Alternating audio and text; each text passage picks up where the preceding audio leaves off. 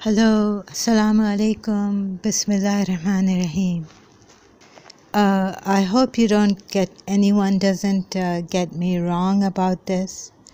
Um, there are times when I get very frustrated and I want to leave my Shia Islam religion. So recently I was reminded why I brushed off or away Sayyid Yusuf Zaidi, who is a 12er Shia like me, and I met him on the internet. He started to give me evidence from the Ahl al-Sunnah books about Shia being the true religion. But there are times when before that I would get frustrated, and this frustration was because of how I've seen some of my relatives, Shia Muslims, behave or misbehave, and cover their misbehavior up. And before I go on with this, I want to say that I don't believe in killing of any Shia Muslim. This is not a propaganda against my religion, which I loved and revered. Because of Imam Hussein alayhi salam's grand sacrifice in Karbala. But I've wondered what is wrong with our Shia community, and because of the family members I've had and what they have done. Even my male friends, Christian male friends, Muslim male friends, Sunni, Bori, they were fantastic, mashallah, well behaved, and wouldn't speak like what someone spoke to me. He was an uncle, and he was asked by my parents, especially I think when my father was there in Karachi, to sleep in my room and give me company because I was going through a tragedy in life. And so my father trusted him with closed eyes with his daughter. Later on, I had Christian friends spending nights over at my place, and we would talk decently, and none of my Muslim friends even would do what he did. And then kissing this sacred code kind of a thing we have on over the doors or sometimes on the walls of our house. It's a Shia symbolic prayer thing. And he would kiss it, and with his eyes, like put his hands on his eyes and then his mouth. And my God, when I spent nights with him in my room, the dirt, the vileness that came out from him, it was really awful. And this is just one example. There have been others, like my other uncle and another aunt who got possessed in my room. And my mother called us Sayyid Jafar, who was living near our house in Soldier Bazaar. But the jinns would, it would be really difficult for the jinns to come out. He gave us a prayer 70 times, Surah Al-Hamd, Surah Fatiha, in English, in our language translation, and in Arabic. So that's 70 plus 70. But every night we would be calling our grandaunt because they would come back at a certain hour, 3 in the morning.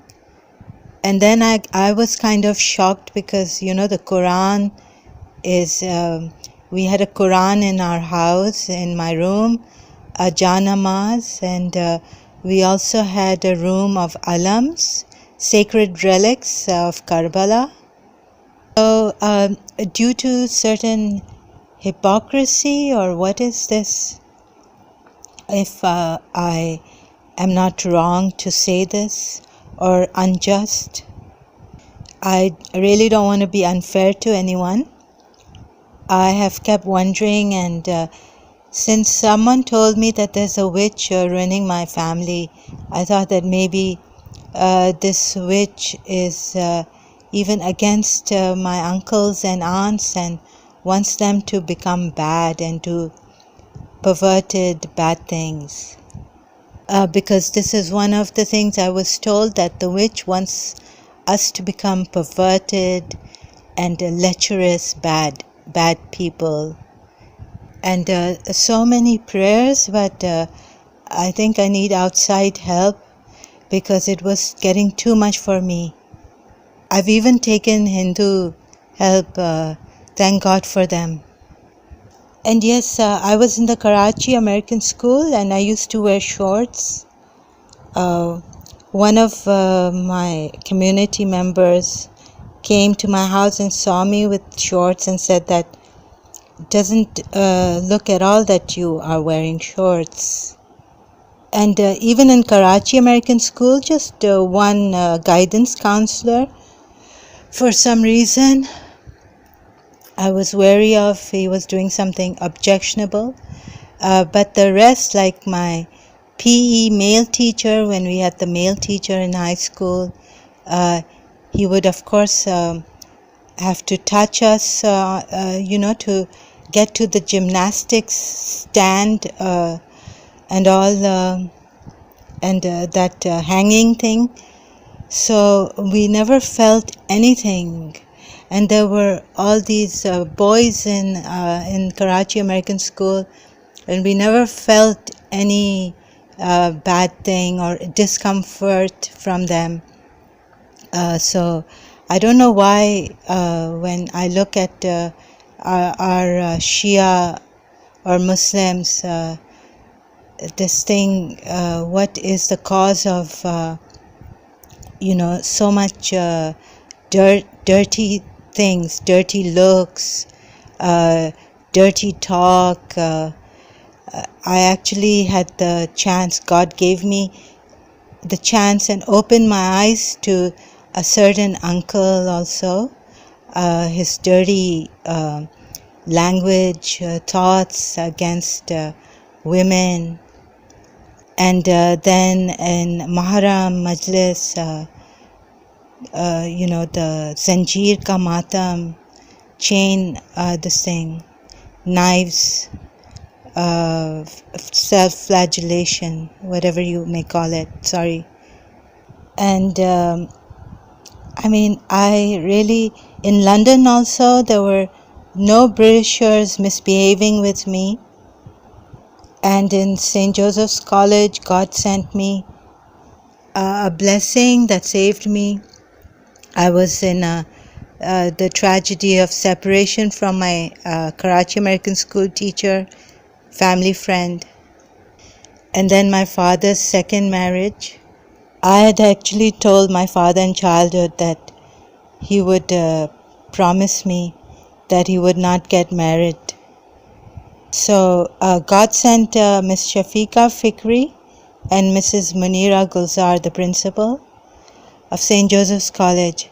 They just, it was such a blessing. They don't know it, but they saved me so much from the pain, the hurt that I could have gone through. And I've seen the Sunni Muslims behaved so well with me in Karachi and in London. And I remember the Agha Khani friends, a couple we had, they were supposed to be married, but they were studying in London, and so decent, Agha Khanis, and trouble-free. And then an Agha Khani came and I was in St. Joseph's College, and she was a really good person. Like Khalil Gibran says, that your friend is your needs fulfilled or answered. And I wear dresses, half dresses, and So I was contemplating, and I was thinking of His Highness Aga Khan then, as I thought of London and the well-behaved Christians also, who dress up in a Western way. So, but there's a limit. We don't have a dirty mind. We don't talk dirty. And even if we have to cover our heads, we are not supposed to look down on people. And we're supposed to, if someone is naked, clothe them. Someone is hungry, feed them. But not in a way to, like we are doing some great favor on them.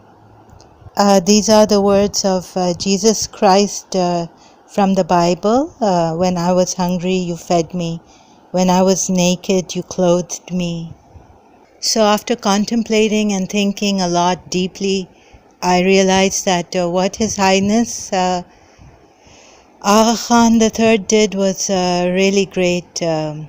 He knew in his wisdom and in his knowledge, of far-sighted knowledge, when he said that the ladies will not cover themselves up in hijab. And yes, about the Aga Khani friends we had in London, they got married in London and we attended their wedding. A very loyal and decent couple they were. So I've been thinking for the longest time about what hypocrisy or not adhering to the principles of one's religion sincerely can have such a drastic effect on our children, on the people we interact with. And so seeing Christians' behavior with me, I was really impressed, truly. And I also started to get close to Hazrat Maryam alayhi salam, because she sent me bread in my dream and things changed for me in my life. So I really started to get pulled by this innocence and purity. I started to really love purity so much. And there's another very shocking thing for me and very confusing. I don't know if I can talk about this. Right now, my thing is at times whether the 12er Shias are true or Ismaili Shiaism. So I remembered a time my aunt was told that we had this Imam Barga, we have it in Karadar, Karachi, and the caretakers were my grandfather's, maternal grandfather's relatives. So the old caretaker, Sadiq Mama, who was the paternal uncle of my mother, used to have Hazrat Fatima Zahra Salamullah Alaiha visit him. And she even gave him a sacred thread for my aunt, youngest aunt. And in my dream, I've also seen Hazrat Fatima Zahra Salamullah Alaiha. So I'm wondering why don't we get corrected, or why can't we know who our true Imam is? I've asked her. I've even wanted,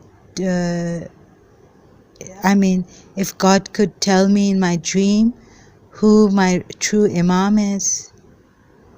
So because after Sayyid Yusuf Zadi came and gave me those books to read, Tejani's books on When I Was Guided and all that, all those books, I started to think then, there are Bori Shias, there are Ismaili Shias, And so then I found out that there were some imams, sons from our Shia imams, who this misunderstanding, or they became kind of there we became separated because someone took one son of the imam as another imam after his death, and the others took another son of the same imam as their true imam. Yes, so we have this one Quran book, one religious book, and so much confusion. Not, I don't know which true path to choose. So many sects and schisms going on. So the only thing that came to my mind is that because this book, whatever was conveyed to the Prophet Muhammad sallallahu alaihi wasallam, was of a very weighty thing. It was a heavy thing for someone to take. So after him, someone else like him should take the responsibility, which Imam Ali alayhi salam did. So what's coming to me is that what His Highness Aga Khan, as I'm connected to him, or think I am, it's coming that if you see, the Quran is in the heart, in his heart, and it should not have been written for so much confusion to take place. So we are to go to the person who has the light of prophethood. The light has inherited from the prophet's light. So if we want to know about our religion and what's in the Quran, we could go to the person who has this light of Prophet Muhammad in him, and the Quran, which is the light of God. And thus the Quran left alone to individuals like us. You can see how many interpretations there are, how many sects are coming out of it and have come out of it, how much schisms have come up. So I'm thinking of the unity of true believers, Muslims, and because the sake of the welfare of our community, society, the believers, so that no one gets hurt or feels that he's neglected. For even in the Quran, God says, and I recently found this verse again in Surah Hud, that God cares for us and is watching over us. And we are promised so many blessings like no one else has been promised. At the advent of Prophet Muhammad's coming and preaching Islam, in fact teaching us Islam. So many of my Shia Muslims I've seen neglected, uncared for, living in poverty, and then having diseases that are expensive for them to get treatment for. This is what one Sayyid, the lady, was complaining to me about, and that we should protect our children and the individuals that interact with and get these hypocrites or people who fail to really live up to their principles, religious principles, and then it really creates a very bad effect on our children and those interacting with them. It has a shocking thing. Also, such a thing can make us become disillusioned, frustrated with religion, and many such things. And there is a verse in the Quran that it really hurts Prophet Muhammad sallallahu alaihi wasallam that someone should fall into trouble, and he really cares for them. And also another verse that he is a mercy for us and the whole universe. So in this Islam that the Prophet ﷺ gave us and taught us, there should be no negligence of our responsibilities towards each other, towards our community, family, society, anyone, even non-believers. No room for negligence, uncaring, unjust things like injustice. No room for failing to do good to our fellow human beings. And if we are truly Shias, then Prophet Muhammad sallallahu alaihi wasallam has told Hazrat Ali alayhi salam that him and his Shias are triumphant. So we are, the Shias of Imam Ali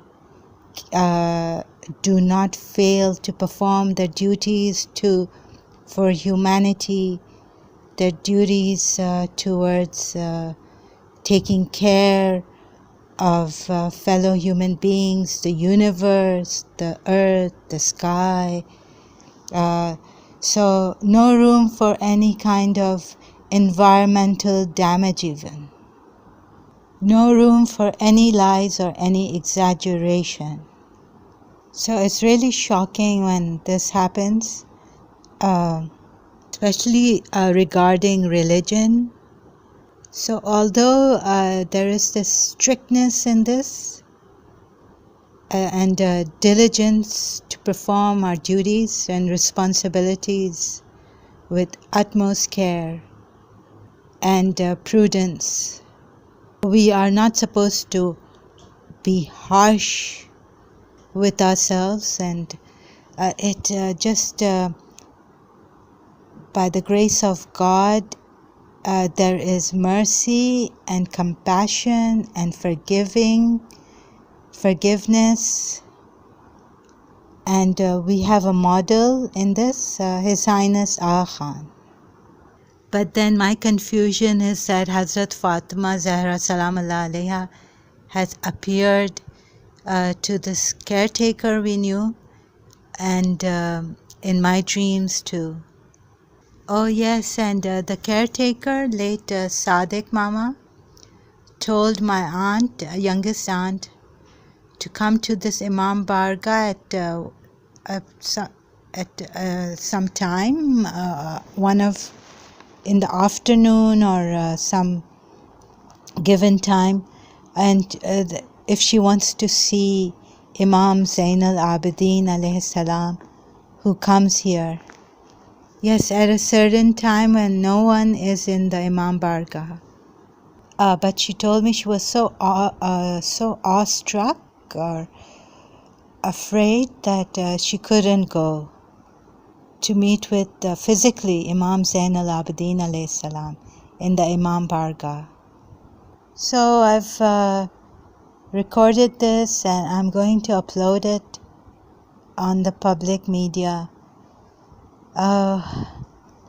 This is sincerely for the unity, goodness, and everything that Islam or any humanitarian, social worker, religion, principle, science would like for human beings to reach and remain living without sufferance, a beautiful life, blessed, much blessed, enjoying the blessings of God, and to put an end for once and for all to evil, ignorance, and all the things which harm us and our earth, planet, our universe. So this is for that. I think, and I just want people, sincerely I want people not to suffer and to reach the heights of glory of God in their lives while living here on earth planet and eternally. Ameen. Allahumma salli ala Muhammadin wa ali Muhammadin.